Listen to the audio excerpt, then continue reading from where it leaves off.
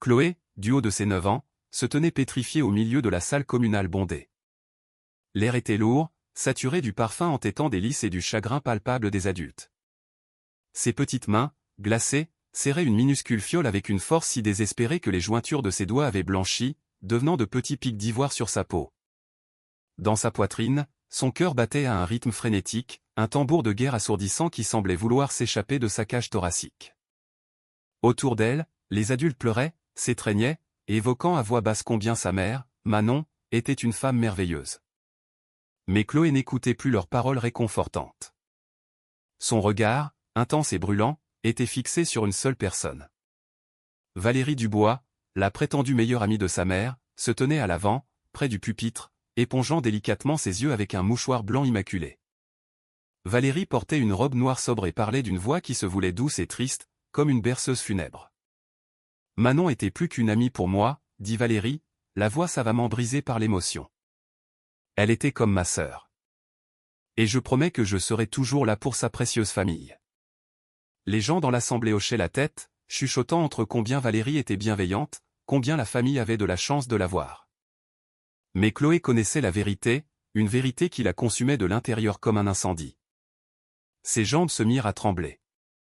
Sa bouche était pâteuse. Puis, elle se souvint des mots que sa mère lui répétait sans cesse, « Dis toujours la vérité, ma chérie, même quand c'est difficile. » Chloé inspira profondément et se mit debout.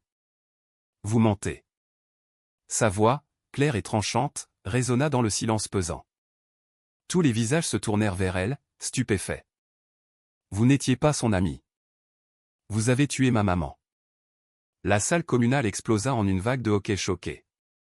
Quelqu'un laissa tomber son verre, qui se brisa sur le sol dans un fracas retentissant. Les murmures s'élevèrent, semblables à un essaim d'abeilles en colère. Le visage de Valérie devint livide, blanc comme une feuille de papier. Son expression douce et affligée fondit comme une glace au soleil. Et pendant une fraction de seconde, Chloé vit une lueur sombre et terrifiante passer dans ses yeux. Mais Chloé s'en moquait. Elle devait dire à tout le monde ce qui s'était réellement passé. Elle devait parler pour sa mère. Chloé et ses parents vivaient dans un magnifique appartement haussmannien à Paris. Ce n'était pas un appartement ordinaire.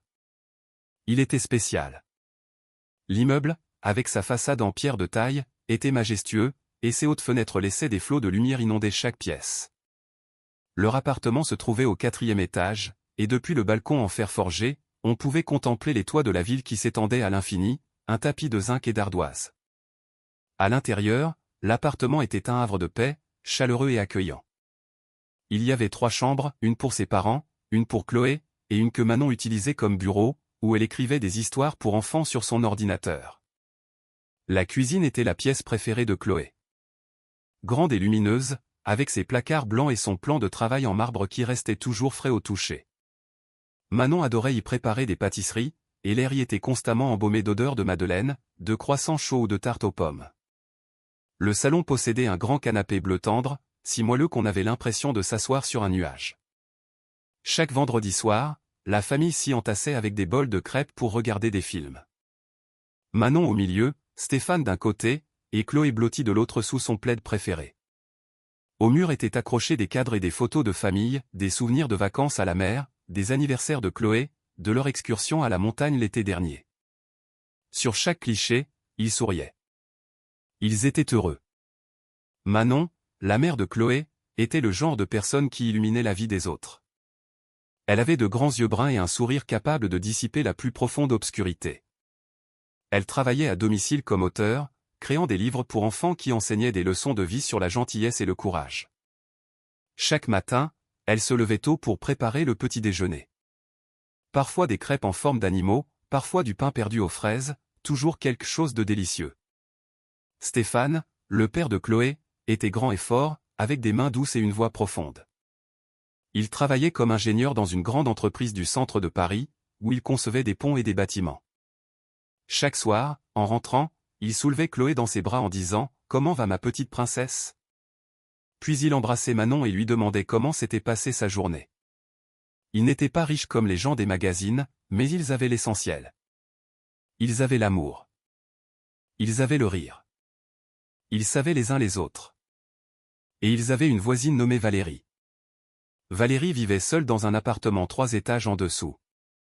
Elle avait emménagé 2 ans plus tôt, et Manon avait été la première à lui souhaiter la bienvenue, frappant à sa porte avec un plat de sablé maison et un sourire chaleureux. « Bonjour, je suis Manon, votre voisine du dessus. J'ai pensé que cela vous ferait plaisir pendant que vous vous installez. » À partir de ce jour, Valérie fit partie de leur vie. Au début, cela semblait agréable. Valérie montait prendre le café, aidait Manon à porter les sacs de courses, gardait Chloé quand ses parents sortaient pour leur soirée en amoureux mensuel. Tout le monde trouvait Valérie merveilleuse, serviable, gentille. Mais Chloé remarquait des choses que les adultes ne voyaient pas. Elle voyait la façon dont Valérie fixait leurs photos de famille, avec une lueur étrange dans le regard. Ni heureuse, ni triste, mais quelque chose d'autre, une sorte de faim. Elle remarquait comment Valérie touchait toujours les affaires de sa mère, sa tasse, son pull préféré, ses lunettes de lecture, comme pour en mémoriser la texture. Elle remarquait comment Valérie observait son père quand il rentrait du travail, ses yeux le suivant dans toute la pièce. Mais Chloé n'avait que 9 ans. Elle n'avait pas les mots pour expliquer ce qu'elle ressentait. Elle savait juste que parfois, quand Valérie souriait, son sourire n'atteignait pas ses yeux. Et cela la mettait mal à l'aise, comme quand on sent qu'un orage approche sans voir les nuages. Un samedi matin, tout semblait normal. Le soleil filtrait à travers les fenêtres de la cuisine. Chloé était assise à table, balançant ses jambes qui ne touchaient pas encore le sol. « Maman, tu peux me faire tes crêpes au chocolat spécial ?» Manon se tourna, un grand sourire aux lèvres. « Bien sûr, ma chérie. Ça arrive tout de suite. » La sonnette retentit. « J'y vais !» cria Stéphane depuis le salon. Un instant plus tard, Valérie entra dans la cuisine, un panier recouvert d'un tissu à la main. « Bonjour tout le monde, dit-elle joyeusement. J'ai fait des viennoiseries fraîches ce matin et j'ai pensé à vous. »« Oh, Valérie, tu es adorable, » dit Manon en la serrant dans ses bras. « Reste déjeuner avec nous. »« Eh bien, si vous insistez, » répondit Valérie en s'asseyant déjà. Pendant le repas, Valérie ne cessait de regarder autour d'elle avec cette même expression étrange. « Tu as une vie tellement parfaite, Manon, » dit-elle doucement. « Un mari merveilleux, une fille adorable, ce superbe appartement. Tu as tellement de chance. » Manon lui serra la main. « Ton tour viendra, Valérie. Tu mérites aussi d'être heureuse. » Mais Chloé vit quelque chose de sombre et de colérique traverser le visage de Valérie avant que son doux sourire ne revienne. Cet après-midi-là, après le départ de Valérie, quelque chose se produisit que Chloé n'oublierait jamais. Manon s'assit à côté d'elle sur le canapé bleu. Elle prit les 2 mains de Chloé dans les siennes et la regarda très sérieusement. « Chloé, ma chérie, je dois te dire quelque chose d'important. »« Qu'est-ce qu'il y a, maman ? » ?»« Dis toujours la vérité, même quand c'est difficile. » La voix de Manon était ferme mais douce. « Promets-le-moi. Quoi qu'il arrive, peu importe qui essaie de t'en empêcher, dis toujours la vérité. Même si les gens ne te croient pas au début, même si tu as peur. La vérité est la chose la plus puissante au monde. »« Je te le promets, maman, » dit Chloé, ne comprenant pas pourquoi sa mère était si grave. Manon la serra fort contre elle, et Chloé sentit le cœur de sa mère battre très vite. « Ma fille chérie. Je t'aime tellement. »« Je t'aime aussi, maman. » Chloé ne savait pas pourquoi sa mère lui avait dit ces choses ce jour-là. Elle ne savait pas qu'en quelques semaines, ces mots deviendraient la promesse la plus importante de sa vie. Elle ne savait pas que l'obscurité s'insinuait déjà dans leur vie parfaite, et que la personne qui la portait arborait un doux sourire et offrait des viennoiseries le samedi matin. 2 semaines après cette conversation, une chose terrible commença. Cela débuta un mardi soir. Chloé faisait ses devoirs sur la table de la salle à manger quand elle entendit un bruit étrange venant de la cuisine. C'était Manon, et elle toussait. « Maman, ça va ?» cria Chloé. Manon sortit de la cuisine, le visage un peu pâle. Elle sourit, mais son sourire semblait fatigué. « Je vais bien, ma chérie. Juste un petit coup de fatigue. » Le lendemain, ce fut pire. Chloé se réveilla et trouva son père en train de préparer le petit déjeuner. Il faisait griller le pain et les œufs n'avaient pas l'air aussi appétissants que ceux de sa mère. « Elle ne se sent pas bien, princesse.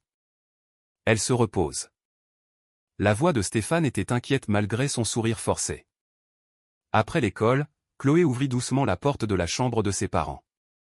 Manon était allongée, l'air si épuisé. Sa peau avait perdu son éclat habituel, et des cernes marquaient ses yeux. « Salut, mon bébé » murmura Manon. « Maman, qu'est-ce qui ne va pas ?» Chloé grimpa sur le lit. « Juste un peu malade. Le médecin dit que c'est probablement le stress. Je serai vite sur pied. » Ce soir-là, la sonnette retentit. C'était Valérie. « J'ai appris que Manon n'allait pas bien, dit-elle, les bras chargés de sacs de course. Laissez-moi m'occuper du dîner. » À partir de ce jour, Valérie vint tous les jours. Elle arrivait le matin avec une baguette fraîche ou une soupe maison.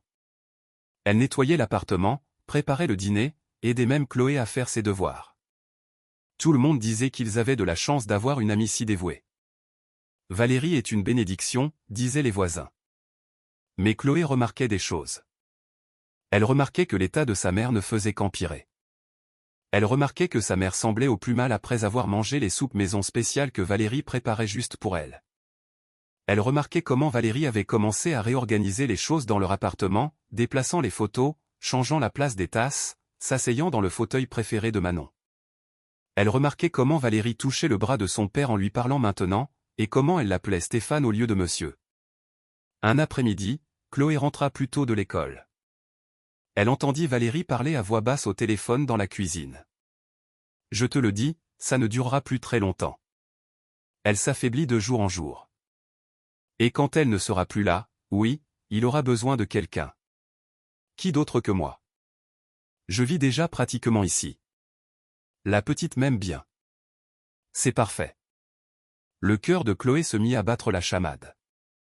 Que voulait dire Valérie? Quand qui ne serait plus là? Elle recula sur la pointe des pieds, sortit, puis rentra bruyamment. « Je suis rentrée. » Valérie apparut, son habituel sourire aux lèvres. « Bonjour Chloé. Tu veux des biscuits ?» Chloé hocha la tête, l'estomac noué. Cette nuit-là, elle essaya de parler à son père. « Papa, j'ai entendu Madame Dubois au téléphone et elle a dit. »« Pas maintenant, princesse » l'interrompit Stéphane en se frottant les yeux. « Je dois emmener ta mère chez le médecin demain. » Les médecins firent test après test, sans trouver ce qui n'allait pas. Ils évoquèrent son cœur, le stress, un virus. Rien n'y faisait. Manon maigrissait, son sourire s'éteignait. Et Valérie était toujours là. Elle apportait une tisane spéciale pour Manon. « Ça t'aidera à te sentir mieux. » Elle préparait une soupe spéciale. « Je l'ai faite juste pour toi. » Tout le monde la trouvait merveilleuse. Mais Chloé observait, et une pensée terrible grandissait en elle, et si Valérie ne l'aidait pas à guérir? Et si elle la rendait plus malade? C'était insensé. Les adultes ne faisaient pas ça. Et Valérie était la meilleure amie de sa mère. Une nuit, 3 semaines après que Manon fut tombée malade, tout changea. Chloé se réveilla en entendant des voix. Elle se glissa hors de son lit. Une lumière filtrait de la cuisine. Valérie était là, seule, remuant quelque chose dans une casserole. La soupe spéciale de Manon. Puis Chloé la vit faire quelque chose qui la glaça. Valérie sortit de son sac à main une petite fiole brune. Elle regarda rapidement autour d'elle, puis dévissa le bouchon et versa quelques gouttes dans la soupe. Elle remua, remit la fiole dans son sac, et versa la soupe dans un bol avant de se diriger vers la chambre de ses parents. Chloé courut se recoucher, tremblante. Qui avait-il dans cette fiole? Le lendemain matin, Manon mangea la soupe. À midi, son état avait empiré. « Il faut l'emmener à l'hôpital » dit Stéphane, la voix brisée par la peur. Ils se précipitèrent aux urgences de l'hôpital de la Pitié-Salpêtrière. Les médecins et les infirmières s'affairaient autour de Manon, la branchant à des machines qui bipaient. Valérie arriva aussi, avec du café pour Stéphane et une peluche pour Chloé. « Tout ira bien » dit-elle doucement. Manon est forte. Mais quand elle regarda Chloé, il y avait quelque chose dans ses yeux qui fit frissonner la petite fille. Une lueur froide, dure, avant que le doux sourire ne revienne. Les médecins revinrent après 2 longues heures. Nous faisons tout notre possible, mais son cœur est très faible. Nous ne savons pas pourquoi. Est-ce qu'elle va s'en sortir? Demanda Stéphane. Les prochaines 24 heures sont critiques. On les laissa voir Manon quelques minutes. Elle dormait, entourée de tubes et de fils. « Maman » murmura Chloé en pleurant. Les yeux de Manon s'entr'ouvrirent. « Je t'aime, mon bébé. N'oublie pas. Dis toujours la vérité. » Ce furent ses dernières paroles. À 4h17 du matin, le bip régulier des machines devint un son long et continu. Une infirmière les fit sortir dans le couloir. À travers la petite fenêtre, Chloé voyait l'équipe médicale s'agiter. Finalement, le médecin sortit, le visage défait. « Je suis sincèrement désolé. » Son cœur a lâché. Elle est partie. Stéphane s'effondra, et Chloé tomba avec lui. Ils se tinrent l'un l'autre et pleurèrent. Quand Valérie arriva 1 heure plus tard, elle laissa tomber son sac. Non, pas Manon. Elle serra Stéphane dans ses bras. Mais par-dessus l'épaule de son père, Chloé vit le visage de Valérie. Et pendant une fraction de seconde, elle la vit sourire. Un sourire rapide comme l'éclair. C'est à ce moment-là que Chloé sut, avec une certitude absolue, que Valérie avait tué sa mère. 3 jours plus tard, au funérarium, la cérémonie était remplie de gens en deuil. Après, tout le monde se retrouva à l'appartement. Les voisins avaient apporté des quiches, des petits fours, des gâteaux et des biscuits. Valérie gérait tout, comme si elle était la maîtresse de maison. Sandrine, la sœur aînée de Manon, s'assit à côté de Chloé. « Comment te sens-tu, ma chérie ?» Chloé voulait tout lui dire, mais les mots restaient coincés. Et si personne ne la croyait? Cette nuit-là, après le départ de tout le monde, Chloé entendit son père pleurer. Valérie était encore là. « Je serai toujours là pour toi et Chloé. Je ne sais pas comment faire sans elle. Un jour à la fois. Laisse-moi t'aider. » Manon l'aurait voulu. La colère monta en Chloé. Elle ouvrit la porte.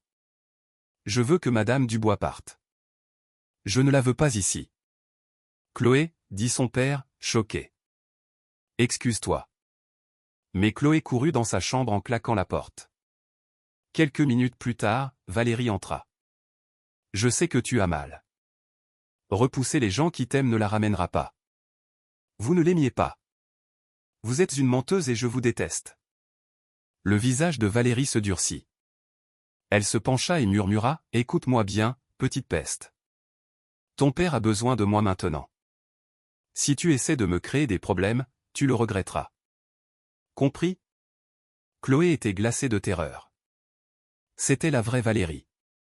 Son père apparut à la porte. « Tout va bien ?» Le visage de Valérie redevint instantanément doux. « Oui, je disais juste à Chloé que c'est normal d'être en colère. » Après son départ, Stéphane s'assit sur le lit de Chloé. « Princesse, je sais que c'est dur, mais sois gentille avec Madame Dubois.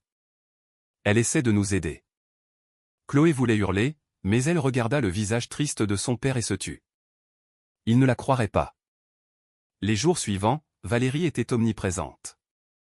Elle commença à changer de petites choses. La tasse préférée de Manon, puis la disposition des photos de famille. Elle laissait ses propres affaires dans l'appartement. 2 semaines après l'enterrement, Chloé la surprit en train de vider l'armoire de sa mère. « Qu'est-ce que vous faites ? » Ton père m'a demandé de l'aider à trier. Non. Chloé lui arracha une robe des mains. Remettez tout en place. Stéphane arriva. C'est moi qui lui ai demandé, princesse. C'est trop dur pour moi tout seul. Je la déteste. Hurla Chloé. Va dans ta chambre. Plus tard, elle entendit son père et Valérie parler. C'est normal, dit Valérie. Elle me voit prendre la place de sa mère. Peut-être qu'elle a besoin d'un suivi psychologique? Cette nuit-là, Chloé ne dormit pas. Elle devait trouver cette fiole. Le lendemain après-midi, pendant que Valérie prenait sa douche, Chloé se glissa dans la cuisine. Le grand sac à main noir de Valérie était posé sur le comptoir. Le cœur battant, elle l'ouvrit. Au fond, elle la trouva. La petite fiole brune. Sur l'étiquette, un mot, digitaline. Elle la fourra dans sa poche et courut la cacher dans sa chambre. Elle avait volé, mais c'était une preuve. Elle appela sa tante Sandrine en secret. « Tante Sandrine, qu'est-ce que la digitaline? Il y eut un silence. C'est un médicament pour le cœur. En trop grande quantité, c'est un poison. Pourquoi me demandes-tu ça? Chloé lui raconta tout. La soupe, la fiole, les conversations. Chloé, écoute-moi très attentivement. Garde cette fiole en sécurité. Ne dis rien à personne d'autre, même pas à ton père. Je vais passer des appels. J'ai encore des dossiers médicaux de ta mère. Je serai là dès que possible. D'ici là, sois prudente. Chloé se sentit un peu soulagée. Quelqu'un la croyait. 3 jours plus tard, Sandrine était là. Valérie, en arrivant, fut visiblement contrariée. Margaret, quelle surprise. C'était une décision de dernière minute. Ma famille a besoin de moi. Ce soir-là, Sandrine examina la fiole. C'est bien de la digitaline. J'ai fait réanalyser les échantillons de sang de ta mère. Les résultats arriveront dans une semaine. Si elle a été empoisonnée, nous aurons la preuve. La semaine suivante fut tendue. Sandrine et Valérie se livraient une guerre froide. Un jour, Chloé surprit une autre conversation de Valérie, cette sœur gâche tout. Il faut que je sois établie dans cette famille avant la cérémonie d'hommage. 2 jours plus tard, Valérie offrit un cadeau à Chloé, un médaillon avec sa photo et celle de Manon. Chloé le jeta à la poubelle. Le lendemain, Sandrine revint avec une nouvelle. Le laboratoire a trouvé de la digitaline dans le sang de ta mère. Des niveaux élevés. Alors c'est vrai, murmura Chloé. Oui. J'ai contacté un inspecteur. Nous devons attendre la cérémonie d'hommage. Si nous la confrontons publiquement, elle pourrait avouer. Les 2 semaines qui suivirent furent une torture. Chloé devait prétendre, être polie, cacher sa haine. Le jour de la cérémonie, la salle paroissiale était pleine. Père Antoine parla, puis des amis, puis Stéphane, la voix brisée. Enfin, ce fut le tour de Valérie. Elle monta sur l'estrade, l'incarnation du chagrin. Elle parla de son amitié, de sa loyauté, promettant de veiller sur la famille. Je prendrai soin d'eux. Je les aimerai comme tu les as aimés, Manon. Elle leva son verre. À Manon. C'est alors que Chloé se leva. Vous mentez. Vous n'étiez pas son ami. Vous avez tué ma maman. Le chaos s'ensuivit. Chloé brandit la fiole. J'ai la preuve. Je vous ai vu mettre ça dans sa soupe. Sandrine se leva à son tour, présentant les résultats du laboratoire. Manon a été empoisonnée à la digitaline. Le visage de Valérie se décomposa. C'est un mensonge. Cette gamine invente tout. Sandrine lut alors un passage du journal intime de Manon où elle exprimait ses doutes sur Valérie. Ma mère vous soupçonnait. Cria Chloé. Stéphane, livide, la supplia de dire la vérité. Et Valérie craqua. Je l'ai fait pour nous, Stéphane. Elle ne te méritait pas. J'aurais été tellement meilleur pour toi. Un homme grand se leva. Inspecteur Nicolas Lambert. Madame, je pense que vous allez devoir venir avec moi. Valérie, hystérique, avoua tout. La lente intoxication, sa jalousie, son plan pour prendre la place de Manon. C'était censé être sans douleur. Je ne suis pas un monstre. Elle fut arrêtée sur le champ. En sortant, elle lança à Chloé un regard haineux. C'est ta faute, petite peste. Tu as tout gâché. Après le départ de la police, Stéphane tomba à genoux. Tu savais. Et je ne t'ai pas écouté. Je suis tellement désolé, princesse. Ils se serrèrent dans les bras, pleurant ensemble. L'histoire fit la une des journaux. Les journalistes campaient devant leur immeuble. L'inspecteur Lambert leur apprit que la police avait trouvé chez Valérie un album souvenir rempli de photos volées de leur famille et un carnet détaillant son plan macabre. 1 mois plus tard, Stéphane décida de déménager. Trop de mauvais souvenirs ici. Ils trouvèrent un nouvel appartement dans un autre quartier de Paris. Sandrine emménagea dans le même immeuble. Stéphane et Chloé commencèrent un suivi psychologique. Chloé se mit à écrire dans un journal, comme sa mère. 3 mois plus tard, le procès s'ouvrit au palais de justice de Paris. Chloé témoigna, racontant son histoire avec un courage inébranlable, malgré les tentatives de l'avocat de la défense de la déstabiliser. Le jury ne mit que 2 heures à délibérer. Valérie Dubois fut déclarée coupable de meurtre au premier degré. Le jour de la sentence, Valérie, brisée, se leva et s'excusa. « J'étais si seule. Si amère. Je suis désolée. » Elle regarda Chloé. « Ta mère t'a bien élevée. » Le marteau du juge frappa la table avec un coup sec.